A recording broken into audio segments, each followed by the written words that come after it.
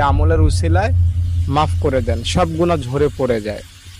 আর একটা হাদিসে পাওয়া যায় সুবহানাল্লাহ আলহামদুলিল্লাহ আল্লাহু আকবার কেউ যদি নামাজের পরে 33 বার পড়ে, তো তার গুনাহ যদি সমুদ্রের ফেনা পরিমাণও হয়, কোনো ব্যাপার না, আল্লাহ মাফ করে দেন। তো আল্লাহ তাআলা বান্দার গুনাহ কয়টা ওদিকে তাকান না, আল্লাহ তাআলা বান্দার দিকে তাকাইয়া বান্দাকে ক্ষমা করে দেন।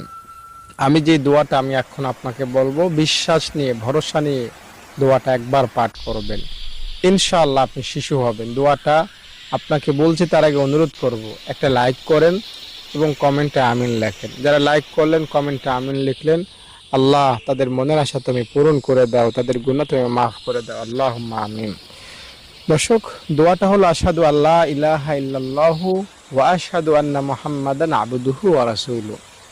এই দোয়াটা কেউ যদি পড়ে উযু শেষ করে, তাহলে তার জন্য জান্নাতের 8টা দরজা খুলে যায়। সে